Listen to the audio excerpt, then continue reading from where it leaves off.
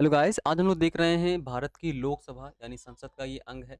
संसद में के जो अंग होते हैं वो राष्ट्रपति, लोकसभा और राज्यसभा तीनों होते हैं।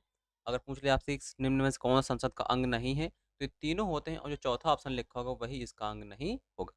तो लोकसभा में आते हैं। लोकसभा जो है इसे हम लोकप्रिय सदन भी बोलते हैं, लोकप्रिय सदन भी बोलते हैं, निम्न सदन भी बोलते हैं, इसे निम्न सदन बोलते हैं और इसे हम बोलते हैं अ, अस्थायी सदन, अस्थायी सदन।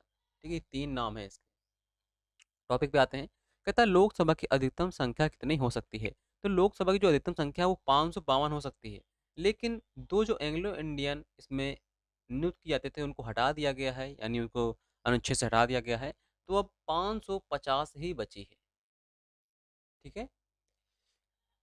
आगे कहता है राज्यों से अधिकतम कितने लोकसभा सदस्य हो सकते हैं। तो राज्यों में जो अधिकतम, राज्यों से अधिकतम लोकसभा, हाँ, राज्यों की बात कर रहा है, यानी सभी राज्यों को मिलाकर कितने लोकसभा सदस्य होते हैं। तो 530 होते हैं और जो 20 होते हैं ये आपके यूटी से होते हैं, यूनियन टेरिटरी यानी केंद्र शासित प्रदेशों से होते हैं। ठीक है। कहता है संघ राज्यों से लोकसभा के अधिकतम सदस्य कितने हो सकते हैं, यानी कि यहाँ पर केंद्र शासित प्रदेश की बात कर रहा है तो यहाँ पर 20 ही होते हैं। वर्तमान में लोकसभा में कितने सदस्य हैं, तो 545 हैं। कहता है संघ राज्य क्षेत्रों के प्रतिनिधि के रूप में लोकसभा में सदस्य कितने होते हैं। तो संघ राज्य क्षेत्र के प्रतिनिधि के रूप में लोकसभा सदस्य कितने होते हैं, तो 13 सदस्य शामिल इसमें होते हैं। आगे कहता है लोकसभा सदस्यों का निर्वाचन किसके द्वारा किया जाता है। तो भारत के नागरिक करते हैं, जो 18 वर्ष से ऊपर है वो वोट डालते हैं। ठीक है। आगे कहता है लोकसभा के निर्वाचन में मतदाता की न्यूनतम आयु कितनी होनी चाहिए। तो 18 वर्ष होनी चाहिए। कहता है मतदाता की आयु के बारे में कौन सा अनुच्छेद उत्पन्न करता है। तो 326 के तहत न्यूनतम उम्र निश्चित की गई है। ठीक है। लोकसभा में निर्वाचन में मतदाता की न्यूनतम आयु 21 वर्ष से घटाकर 18 वर्ष कब की गई। तो ये 1989 में की गई थी। 61वां संविधान संशोधन था, 61वां। ठीक है, ये इंपॉर्टेंट है, पूछता है कई बार। कहता है सर्वाधिक लोकसभा स्थान किस राज्य से आवंटित है। तो यूपी से है, यूपी से है सबसे ज्यादा। आगे कहता है किस संशोधन अधिनियम के अंतर्गत मतदाता की आयु 21 से घटाकर 18 वर्ष कर दी गई। अभी बताया हमने कि 61वां संविधान संशोधन अधिनियम के अंतर्गत की गई थी 1989 में। उत्तर प्रदेश में लोकसभा की सीटें कितनी हैं। तो यहाँ सबसे ज़्यादा है, 80 हैं। उत्तरांचल यानी उत्तराखंड से लोकसभा की सीटें कितनी हैं, 5 हैं। देखिए दी गई हैं, लेकिन जो आपको इंपॉर्टेंट है, आपको पता होनी चाहिए एवरी टाइम, वो हम चर्चा कर रहे हैं। तो यूपी की आपको पता होनी चाहिए क्योंकि आप यूपी के हैं। उत्तराखंड यूपी से अलग हुआ है इसलिए पता होना चाहिए आपको। बिहार, बिहार में जस्ट यूपी की आधी है, हाफ, 80 से 80/2 यानी 40 है। झारखंड में 14 है, मध्य प्रदेश में 29 है, महाराष्ट्र में 48 है। महाराष्ट्र दूसरे नंबर पर है इसलिए आपको पता होना चाहिए। ठीक है। आंध्र प्रदेश में 42 है, पश्चिम बंगाल में 42 है, कर्नाटक में 28 है, जम्मू कश्मीर में लोकसभा कितनी है, 6 है। तो ये आपको पता होना चाहिए। ठीक है। आगे कहता है केरल लोकसभा में कितनी, केरल में 20 है। गुजरात में 26 है, राजस्थान में 25 है, तमिलनाडु में 39, हरियाणा में 10, उड़ीसा में 21, असम में 14, हिमाचल प्रदेश में लोकसभा में कितनी है, हिमाचल प्रदेश में 4 हैं। किन राज्यों में लोकसभा के दो दो स्थान आवंटित है। तो मणिपुर, मेघालय, त्रिपुरा, अरुणाचल प्रदेश और गोवा में यहाँ पर दो दो सीटें आवंटित हैं। ठीक है। तो कभी कभी ये आपका पीछे से पूछ लेता है कि कहाँ पर सबसे कम है। ठीक है। तो मणिपुर, मेघालय या अधिकतर पूर्वोत्तर के राज्य हैं। असम नहीं है इसमें क्योंकि असम में 14 सीटें हैं। किन राज्यों को केंद्र शासित प्रदेश को लोकसभा में एक एक स्थान आवंटित है। तो यहाँ पर एक स्थान है, मिजोरम में, नागालैंड में, सिक्किम में, चंडीगढ़, दादरा नगर हवेली, दमन दीव। देखिए दादरा नगर हवेली अलग है और दमन दीव अलग है। ठीक है। तो यहाँ पर मिलाकर दो हो गई हैं। तो ये दोनों, क्योंकि दादरा नगर हवेली और दमन दीव को मिलाकर एक कर दिया गया है, तो ये दादरा नगर हवेली दमन दीव यहाँ पर आएगा। ठीक है। और पंडिचेरी में एक है, लक्षद्वीप में एक है। दादरा नगर हवेली दमन दीव यहाँ एक एक थी, दोनों को मिला दिया गया तो यहाँ पर दो हो गई हैं। ठीक है। तो ये यहाँ पर आएगा। आगे कहता है राष्ट्रीय राजधानी क्षेत्र को आवंटित लोकसभा की स्थानों की संख्या कितनी है। तो राजधानी दिल्ली की 7 है। लोकसभा के प्रथम चुनाव कब हुए। तो 1952 में हुए थे। लोकसभा के कार्यकाल कब से प्रारंभ होता है। तो उसकी प्रथम बैठक से प्रारंभ होता है। कहता समानतः लोकसभा का कार्यकाल कितने वर्ष का होता है? तो 5 वर्ष का ही होता है। 5 वर्ष से पहले जो है राष्ट्रपति भंग कर सकता है या कुछ गड़बड़ी हो जाने पर उसे रद्द कर सकता है। कहता है लोकसभा विघटन की स्थिति कितने समय तक रह सकती है? तो लोकसभा के विघटन की स्थिति जो होती है 6 माह तक, अधिकतम 6 माह तक रह सकती है। राष्ट्रपति किसकी सलाह पर लोकसभा विघटित कर सकता है? तो प्रधानमंत्री की सलाह पर विघटित कर सकता है। राज्यसभा की 2 बैठकों के बीच अधिकतम कितना अंतर हो सकता है? तो अधिकतम जो होता है 6 माह का अंतर होता है। इसी प्रकार से लोकसभा में भी 6 माह का ही अंतर होता है। ठीक है, उन 2 बैठकों के बीच 6 माह से अधिक का अंतर नहीं होना चाहिए। आगे कहता है विशेष परिस्थितियों लोकसभा की अवधि एक बार से अधिकतम कितनी बार बढ़ाई जा सकती है? तो अधिकतम जिसमें कोई विशेष परिस्थिति आपातकाल लगा हुआ है, चुनाव नहीं करवा सकते हैं, तो एक बार में 1 वर्ष के लिए बढ़ा सकते हैं। ठीक है, एक बार में 1 वर्ष के लिए ही बढ़ा सकते हैं। कहता है आपातकाल की घोषणा की समाप्ति के बाद लोकसभा की अवधि कितने समय तक बढ़ाई जा सकती है? तो ये मान लो आपातकाल खत्म हो गया है तो उसके उसके बाद अधिकतम 6 माह तक के लिए लोकसभा की अवधि बढ़ेगी, ज़्यादा नहीं। जैसे मान लीजिए क्या होता है कि जैसे हम 1 साल के लिए हमने आपातकाल लगाया, आपातकाल लगा हुआ है, तो हमने सब कार्यकाल और हमने लोकसभा कार्यकाल भी 1 वर्ष बढ़ा दिया। अब जैसे मान लीजिए आपातकाल ये 2 माह में ही खत्म हो गया, है ना?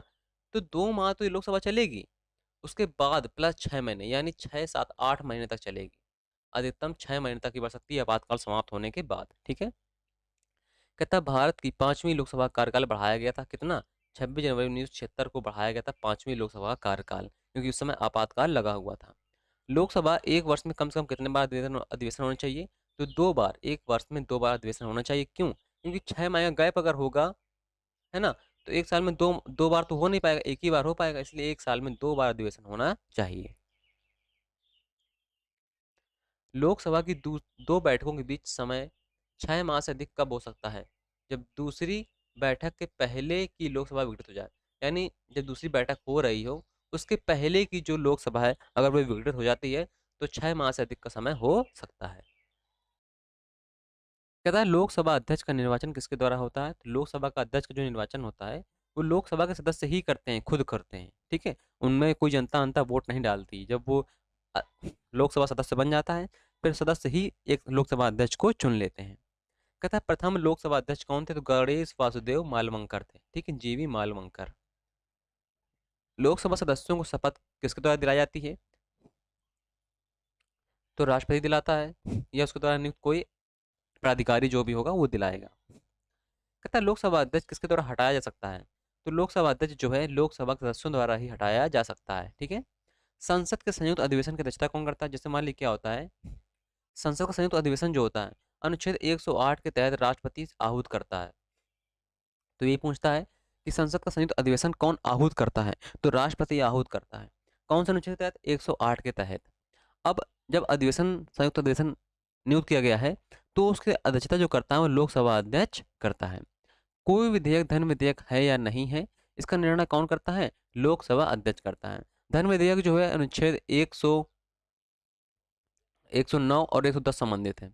110 में परिभाषा है और 109 में क्या है? विधेयक पारित होने की प्रक्रिया है। ठीक है, इनमें बहुत कंफ्यूजन होता है तो ये ध्यान रखिएगा, 109 में क्या है, 110 में क्या है। परिभाषा है 10 में, पहले नहीं परिभाषा, 10 में परिभाषा है। लोकसभा के प्रथम उपाध्यक्ष कौन थे? तो अनंत श्याम अयंकर थे। वित्त विधेयक कहाँ पेश होता है? तो वित्त विधेयक जो होता है केवल लोकसभा में पारित होता है, यानी लोकसभा में पेश होता है। पारित तो दोनों तरफ से होता है लेकिन लोकसभा में ही पेश किया जाता है। अगर वित्त विधेयक का अनुच्छेद पूछे तो 117 में क्या है? वित्त विधेयक।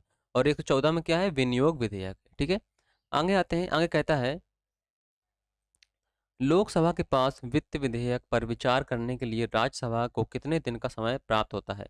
तो 14 दिन का समय देती है लोकसभा राज्यसभा को कि आप 14 दिन में पारित कर दीजिए। अगर नहीं पारित करती है तो ये ऑटोमेटिक पारित माना जाता है। ठीक है, लोकसभा का सदस्य होने के लिए कितनी आयु होनी चाहिए? न्यूनतम कम से कम 25 वर्ष होनी चाहिए।